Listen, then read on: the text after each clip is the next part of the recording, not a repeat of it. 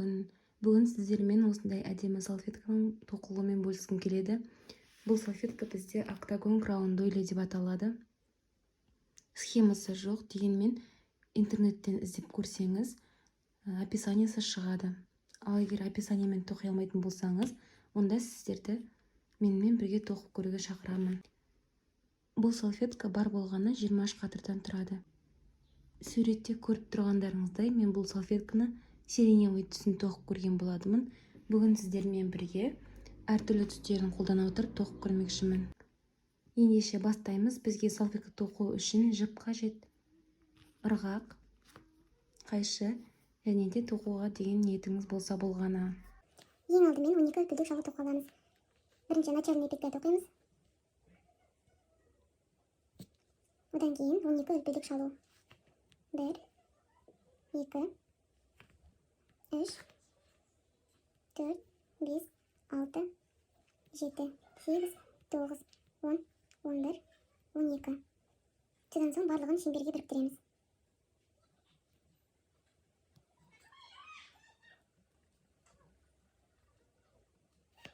Шеңбер жасадық. Бірінші қатырды бастаймыз. Ең алдымен 3 үлпілдік шалуға көтеріліп аламыз. 1, 2, 3. Бұл бізде бір бос жіп қосылған шалудың біріншісі болып есептеледі. Ары қарай тап осы шеңбердің ішіне 23 бір бос жіп қосылған шалу тоқимыз. Сонда барлығы 24 бір бос жіп қосылған шалу болып есептелінеді. Қалдық жіпті шеңбердің бойына жасырып жібереміз.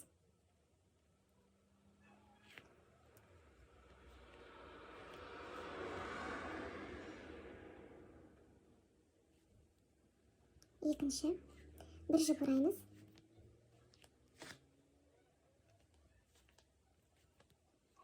Үшінші столбик, бір жіп ораймыз. Төртінші столбик, бесінші столбик,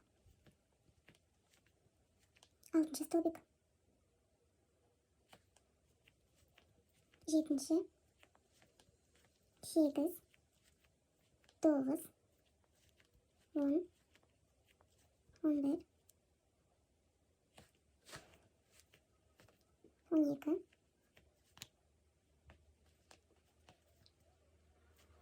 13, 14, 15, 16, 17,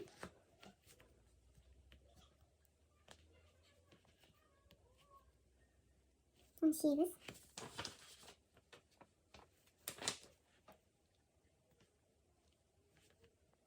19, 20, 21, 22, 23 және ең соңғысы 24-ші бір бос жіп қосылған шалу.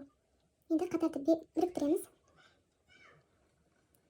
Бағанағы 3 үлпілдік шалудың 3-ші үлпілдегіне ырғақты кіргізіп, жіп алып шығамыз. 2 жіпті қатарынан өткіземіз.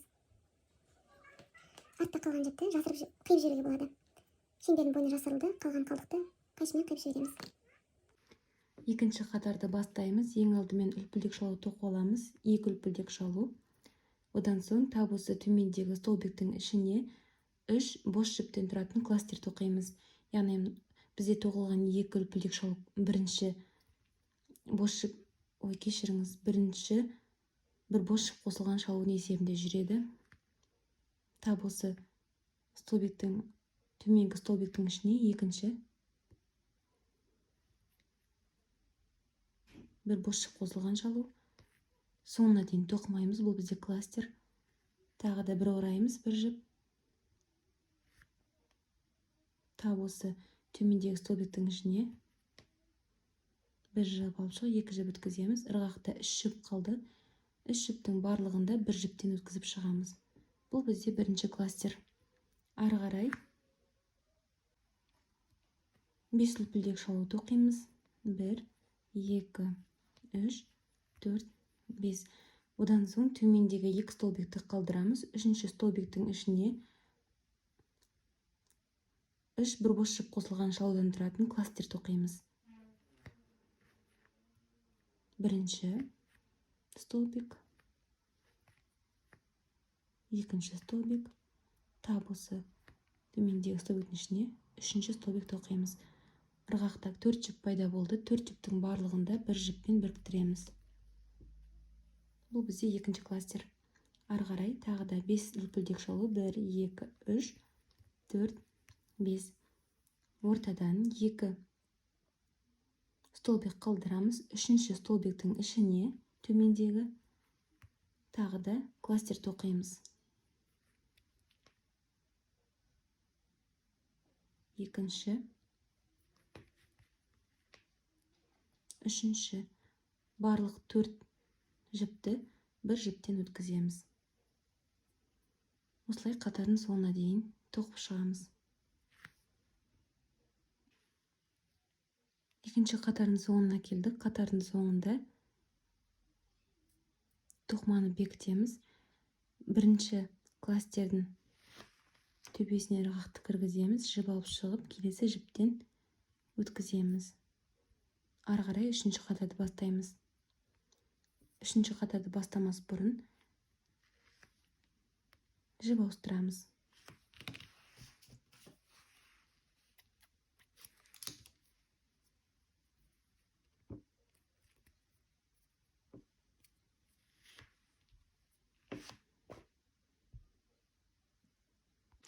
Үшінші қатарды бастаймыз. Екі кластердің ортасындағы кез келген арканың ішіне көк жіпті қосамыз.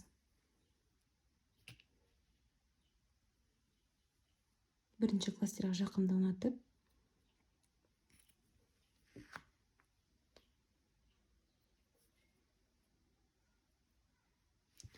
жіпті біріктіреміз. Ары қарай тап осы арканың ішіне бір жай шалу тоқимыз. Ең алдымен бір үлпілдекке көтеріп аламыз.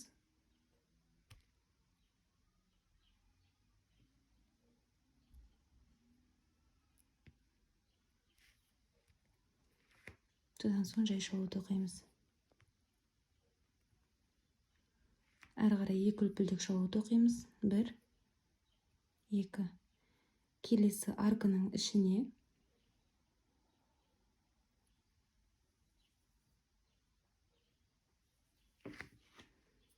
бес үлпілдіктен тұратын арканың ішіне 5 жай шалу тоқимыз. Біреу,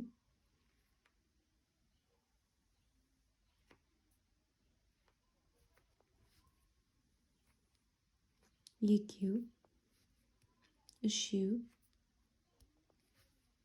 төртеу, бесеу. Тағы да 2 үлпілдек шалу тоқимыз. Көк жіптің артығын кесіп жібереміз.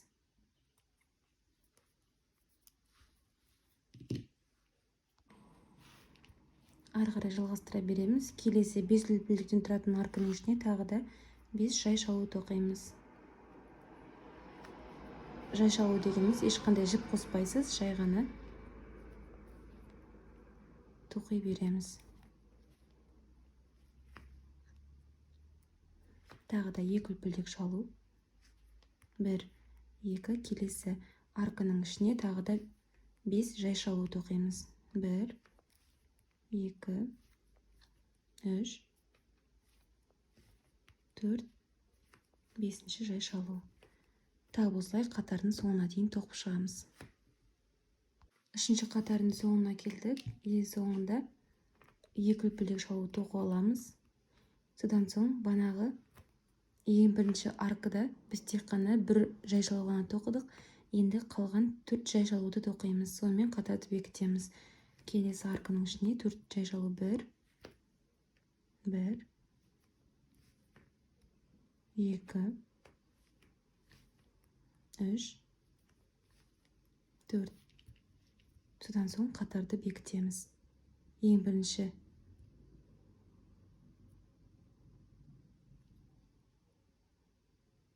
жай шалуға ырғақты кіргізіп, жіп алып шығамыз. Келесі жіптен өткіземіз.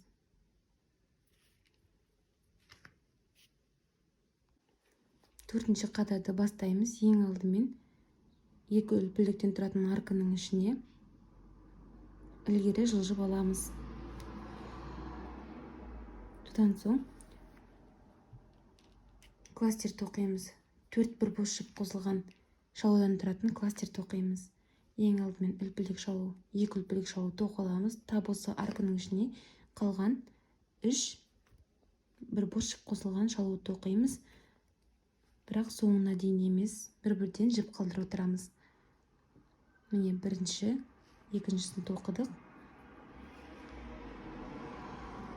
Үшінші столбик және төртінші столбигін тоқимыз. Барлығы 4 жіп, 4 жіптің барлығын бір жіптен өткіземіз. Ары қарай 9 үлпілдік шалу тоқимыз. 1, 2, 3, 4, 5, 6, 7, 8, 9. Содан соң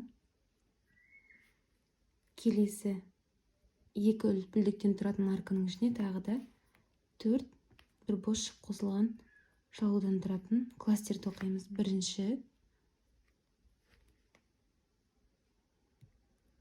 екінші, үшінші, төртінші. Барлығы ырғақта 5 жіп. 5 жіптің барлығында бір жіптен өткіземіз. Тағы да 9 үлпілдек. 2, 3, 4, 5.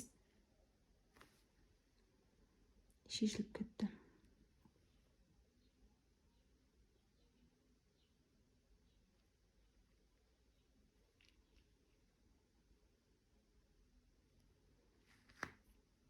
Біреу, екеу, 3, 4, 5, 6, 7, 8, 9. Келесі арканың ішіне тағы да кластер тоқимыз.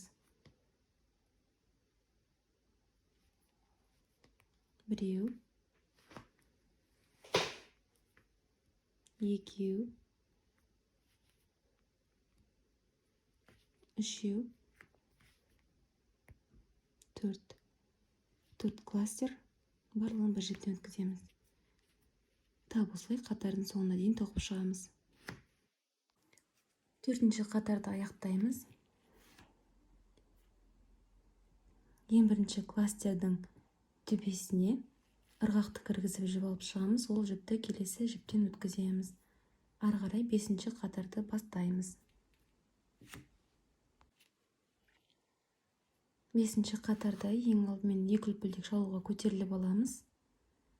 Одан соң мына 9 үлпілдіктен тұратын арканың ішіне 9 жай шалу тоқимыз. 1, 2, 3, 4, 5, 6, 7, 8, 9. Одан соң тағы да 2 үлпілдек. 1, 2. Келесі арканың ішіне тағы да 9 жай шалу тоқимыз. 1, 2, 3, 4, 5, 6, 7, 8, 9. 2 үлпілдік шалу. Келесі арканың ішіне тағы да 9 жай шалу тоқимыз. Тап осылай қатардың соңына дейін тоқып шығамыз. 5-ші қатардың соңына келдік. Қатарды біріктіреміз. Ең бірінші үлпілдік шалудың ішіне ырғақты кіргіземіз. Жіп алып шығып, екеуін бір жіптен өткіземіз. Ары қарай 6-ші қатарды тоқимыз. Жіпті ауыстырамыз.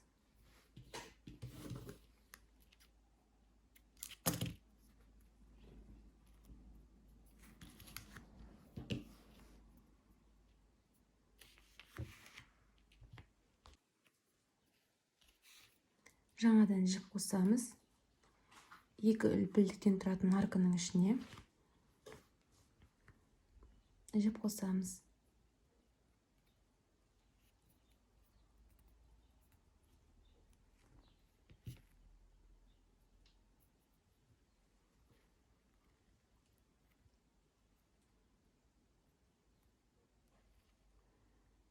Одан соң 3 үлпілдік тоқимыз. 1, 2, 3.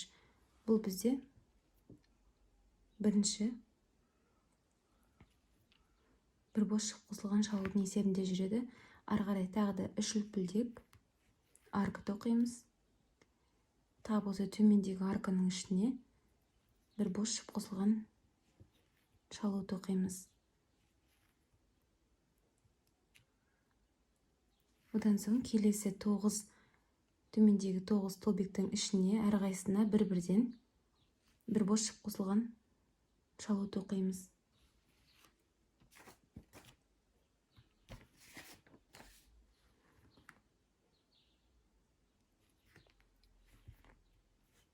Bir,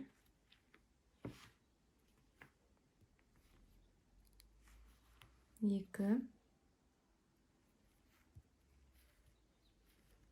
үш, төрт, бес, алты,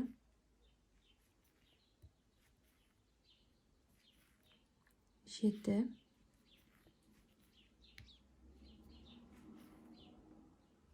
сегіз, тоғыз. Барлығы 9 бір бос шып қосылған шалу болады. Одан соң келесі арканың ішіне тағы да бір бос шып қосылған шалу. 3 үлпілдек 1, 2, 3. Тағы да тап осы арканың ішіне екінші бір бос шып қосылған шалуды тоқимыз. Одан соң келесі 9 столбиктің ішіне 9 бір бос шып қосылған шалу тоқып шығамыз. Тап осылай қатарының соңына дейін тоқимыз.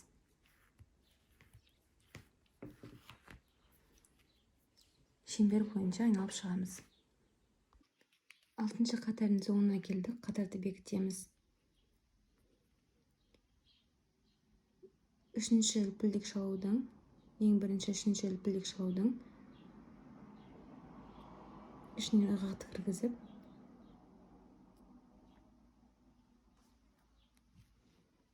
жіп алып шығамыз.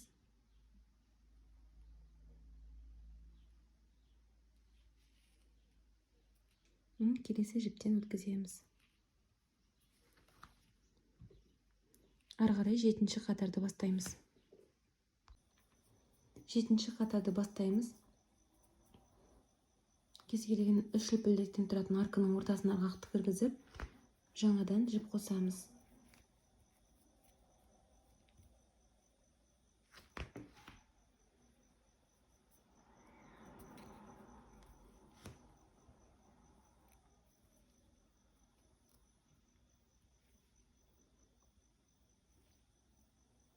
Үш үлпілдекке көтерілеміз. 1, 2, 3.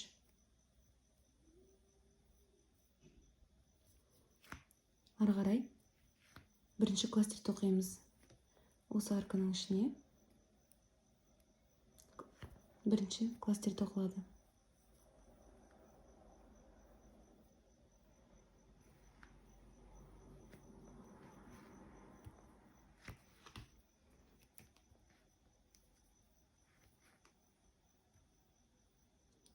Үш бір бос шып қосылған кластер. Ырғақта 3 жіп бар, үшеудің барлығын бір жіптен өткіземіз. Ары қарай 3 үлпілдек шалу. 1, 2, 3. 3 үлпілдек шалу. Тап осы арканың ішіне екінші кластер тоқылады. 3 бір бос шып қосылған екінші кластерді тоқимыз. 1,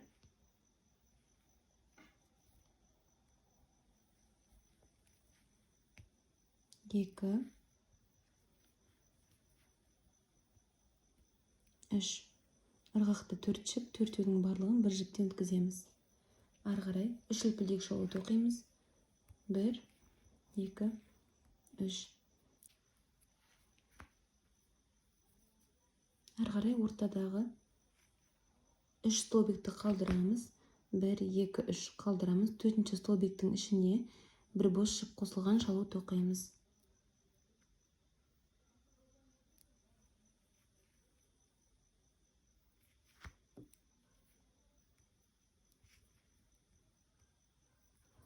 Тағы да үш үлпілдек шалу. 1 2 3. бір жіп ораймыз. 3 столбик қалдырамыз. Төртінші столбиктің ішіне бір бос жіп қосылған шалу тоқимыз. Ары қарай 3 үлпілдек. 1 1 2 3. Арканың ішіне бірінші кластерді тоқимыз. Бірінші столбик, екінші столбик, үшінші столбик. Барлығын бір жіптен өткіземіз. Үш үлпілдек шалу. Тағы да келесі тап осы арканың ішіне екінші кластер тоқылады. Бірінші столбик, екінші столбик,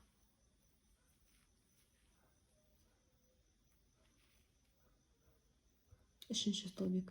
Ырғақта 4 жіп, 4 жіптің барлығын бір жіптен өткіземіз. Ары қарай тағы да 3 столбик. 1 2 3. Үш үлпілдек шалу дегенім. Үш үлпілдек шалу. Келесі 3 столбикті қалдырамыз. Төртінші столбиктің ішіне бір бос жіп қосылған шалу тоқимыз. Тағы да 3 үлпілдек шалу.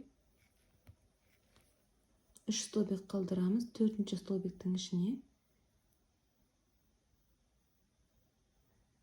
1 2 3. Төртіншісінің ішіне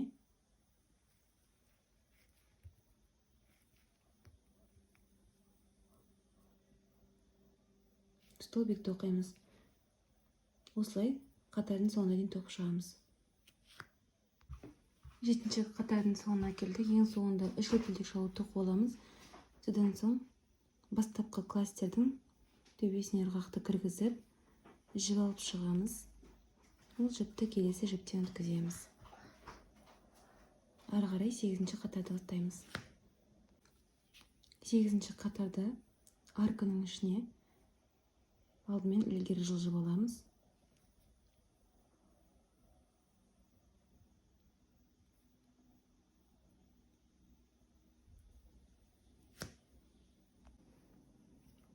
Арканың ішіне кластер тоқимыз. Ең алдымен 2 үлпілдек шалу көтеріліп аламыз. Содан соң кластер тоқимыз. Екінші столбик, үшінші столбик. 3 жіптің барлығын бір жіптен өткіземіз. Ары қарай 4 үлпілдек шалу. 1 2 3 4.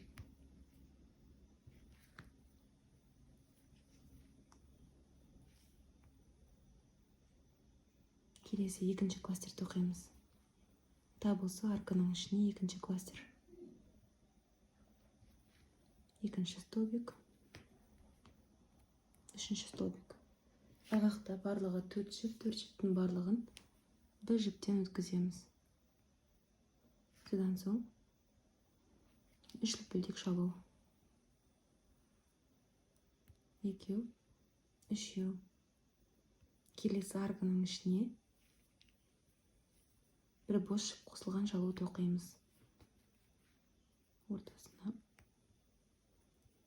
Тағы да 3 үлпілдек шалу. 1 2 3. Келесі арканың ішіне тағы да бір бос жіп қосылған шалу тоқимыз. Тағы да 3 үлпілдек. 1 2 3. Үшінші арканың ішіне бір бос жіп қосылған шалу тоқимыз. Тағы да 3 үлпілдек. Кластердің ортасындағы арканың ішіне кластер тоқимыз. Бірінші, екінші, үшінші. Барлығын бір жіптен өткіземіз. Төрт үлпілдек.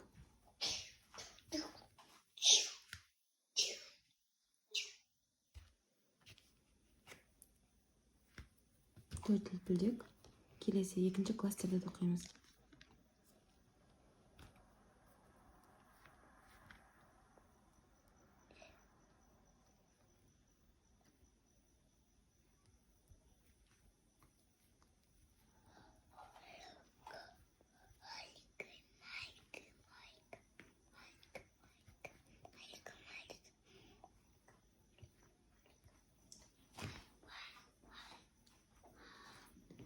Қатардың соңына дейін осылай тоқып шығамыз. 8-ші қатардың соңына келдік. Соңында 3 үлпілдек тоқып аламыз. Одан соң қатарды бекітеміз. Ең бірінші кластердің төбесіне ырғақты кіргізіп, жіп алып шығамыз. Келесі жіптен өткіземіз.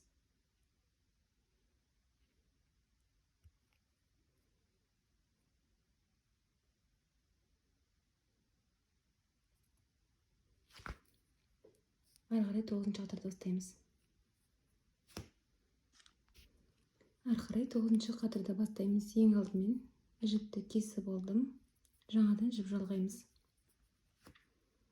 Екі кластердің ортасындағы арканың ішіне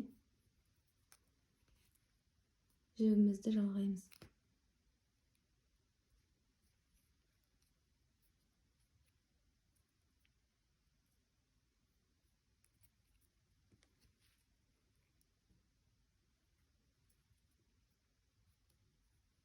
Қостық. Енді ары қарай бір үлпілдек шалу тоқып аламыз. Тап осы арканың ішіне екі жай шалу тоқимыз. Бір, екі. Содан соң үш үлпілдек. Бір, екі, үш. Тап осы арканың ішіне екі жай шалу тоқимыз. Тағы да екі жай шалу. Бірінші,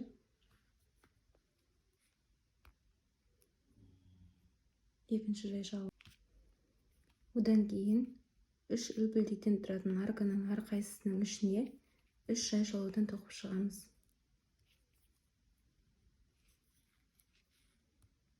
Біреу, екеу, үшеу. Келесі аркаға да тағы да үш жай шалу. Біреу, екеу, үшеу. Келесі аркаға да жай шалу.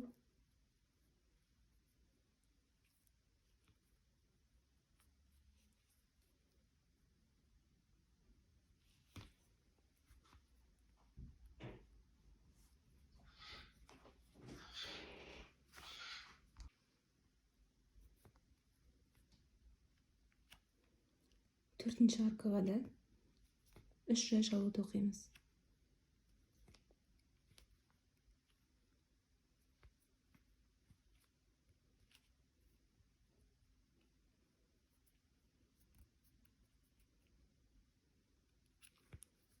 Ары қарай келесі екі кластердің ортасындағы арканың ішіне екі жай шалу, үш үлпілдек шалу, тап сол аркаға тағы да екі жай шалу тоқимыз.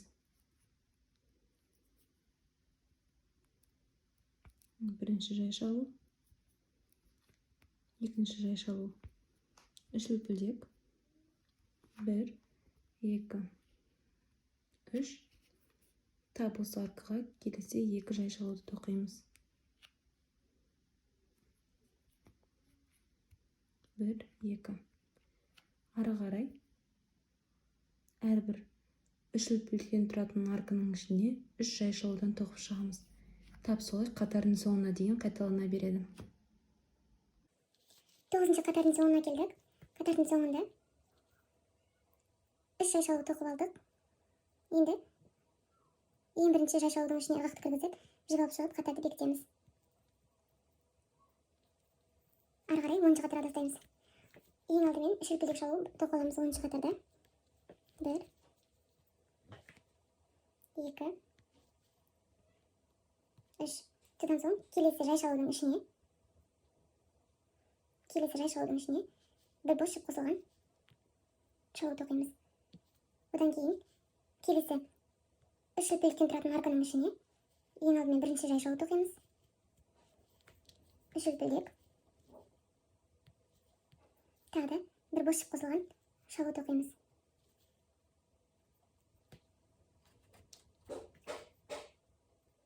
Одан соң келесі әрбір жай шалудың ішіне бір бос жіп қосылған шалулар тоқып шығамыз.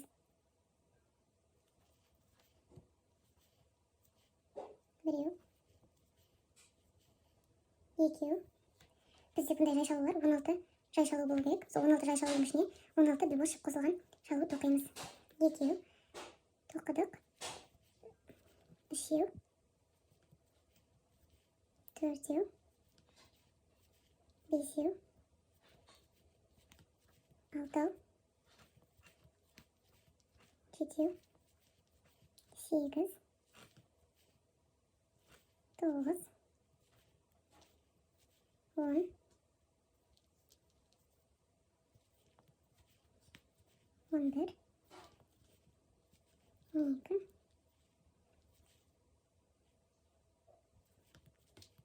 13,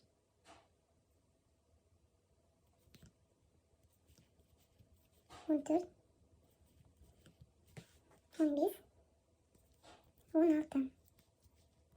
16 бір бос жіп қосылған шалу тоқыдық. Ары қарай келесі тағы да үш үлпілдіктен тұратын арканың ішіне бір бос жіп қосылған шалу тоқимыз бірінші. Одан соң үш үлпілдек шалу.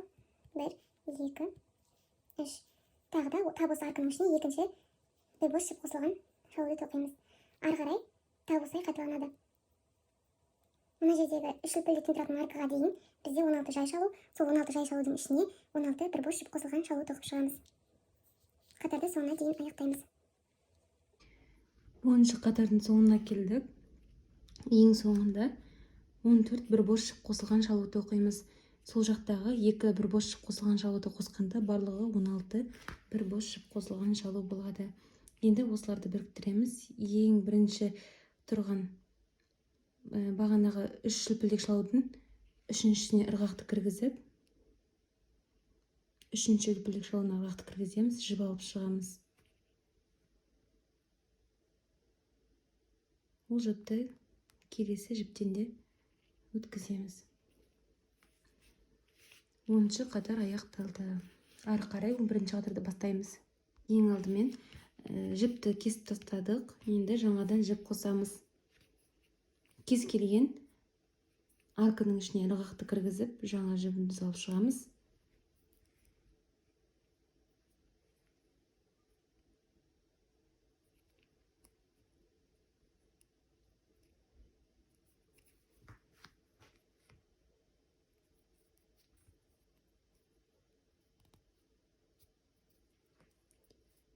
Ары қарай тап осы арканың ішіне ең бірінші кластерімізді тоқимыз. Екі үлпілдек шалуға көтеріліп аламыз.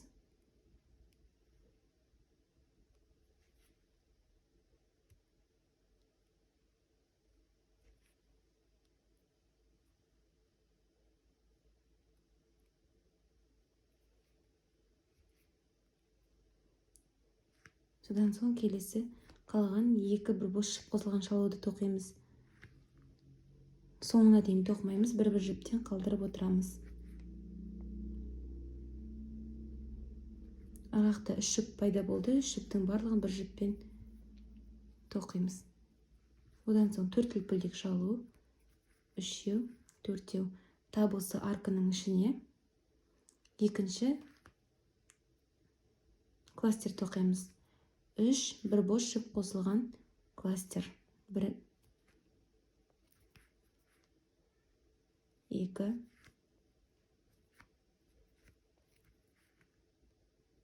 үш. Ырғақта төрт жіп бар. Төрт жіптің барлығын бір жіппен біріктіреміз. Ары қарай 6 үлпілдек шалу аламыз. 1, 2, 3, 4, 5, 6. 6 үлпілдек шалу. Содан соң төмендегі столбиктардан 5 столбик қалдырамыз. 1, 2, 3, 4, 5. 6-шы столбиктің ішіне тағы да 3 бір бос шып қосылған кластер тоқимыз. Бірінші,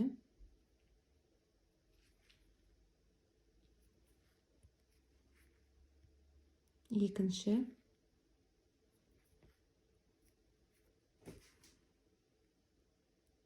үшінші. Барлығын бір жіппен бекітеміз. Ары қарай тағы да 6 үлпілдек шалу аламыз. 2, 3, 4, 5, 6. Одан соң 6 столбик төменнен қалдырамыз. 1, 2, 3, 4, 5, 6. 7-ші столбиктің ішіне тағы да 3 бір бос шып қосылған талудан тұратын кластер тоқимыз. Бірінші,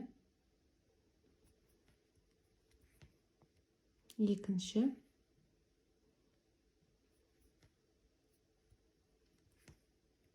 үшінші. Ырғақта 4 жіп, барлығын бір жіппен жабамыз. Ары қарай тағы да 6 үлпілдек. 1, 2, 3, 4, 5, 6. Одан соң келесі аркының ішіне тағы да кластер тоқимыз. 3 бір бос шып қосылған кластер тоқыдық. Барлығын бір жіптен өткіземіз. Содан соң 4 үлпілдек. 3, 4. Келесі тап осы аркының ішіне екінші кластерді тоқимыз. 3 бір бос шып қосылған екінші кластерімізді тоқимыз. Ырғақта 4 жіп пайда болды. 4 жіптің барлығын бір жіптен өткіземіз. Қатардың соңына дейін тап осыға қайталап тоқып шығамыз. 6 үлпілдек шалу. Содан соң төмендегі столбиктің бірінші бесеуін қалдырамыз. 6-шысына кластер тоқимыз. 6 үлпілдек шалу. 6 столбик қалдырамыз. 7-шісіне кластер тоқимыз. Қатардың соңына дейін тоқып шығамыз. 11-ші қатардың соңына келдік. 6 үлпілдек шалу тоқып аламыз. Содан соң бірінші тұрған кластердің төбесіне ырғақты кіргізіп, жіп алып шығып 2 жіптен өткіземіз. Қатарды бекіттік. Ары қарай 12-ші қатарды бастаймыз. Ары қарай жібімізді ауыстырамыз. 2 кластердің ортасындағы аркының ішіне, міне 2 кластердің ортасындағы аркының ішіне ырғақты кіргізіп, жаңадан жіпті қосамыз.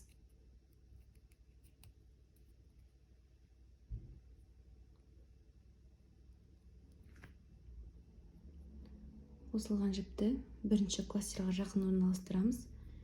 Содан соң бір үлпілдек шалуға көтереміз.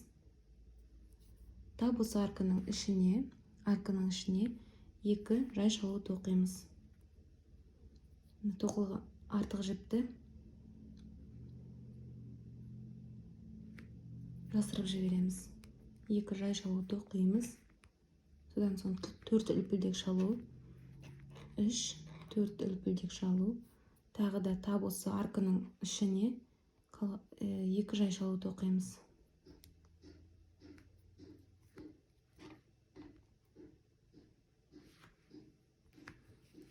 1, 2. Ары қарай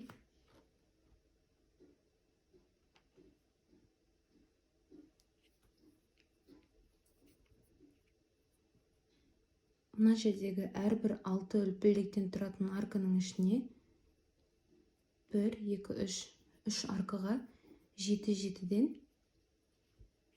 жай шалулар тоқып шығамыз. Міне бірінші аркаға 7 жай шалу тоқимыз бірінші.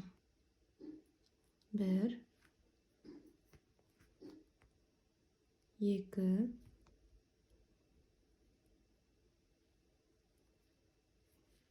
3 4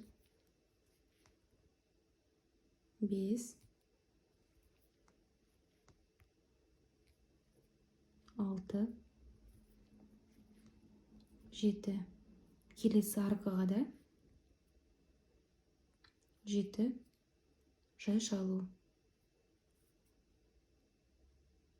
1 2 3 4 5 6 7.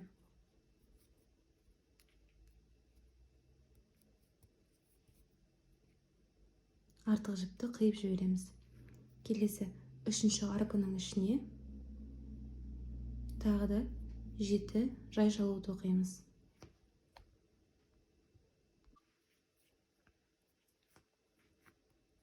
1 2 3 4 5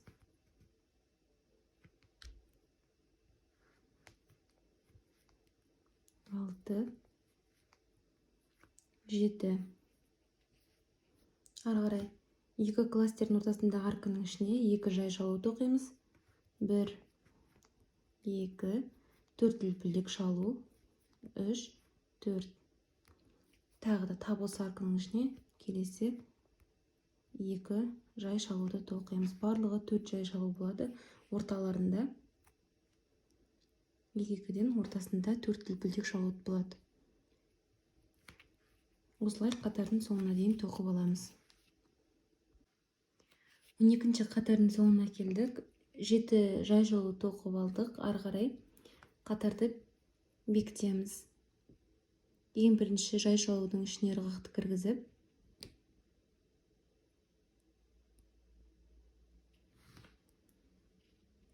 кіргізіп, жіп алып шығамыз, оны келесі жіптен өткіземіз.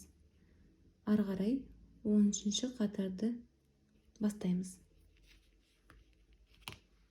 Ең алдымен үш үлпілдек шалуға көтеріліп аламыз. 1 2 3. Бұл бізде бір бос жіп қосылған шалу болып есептелінеді.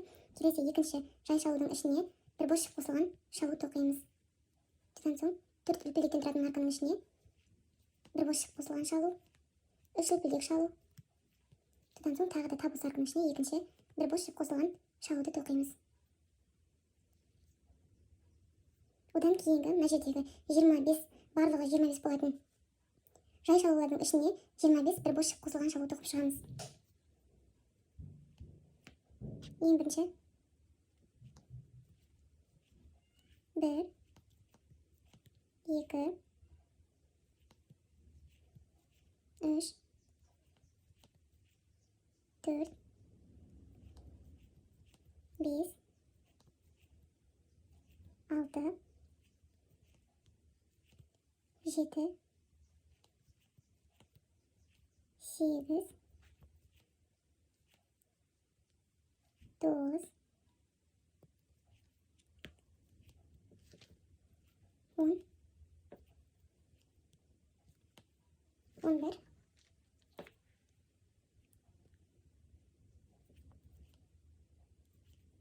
12 13 14 15 16 17 18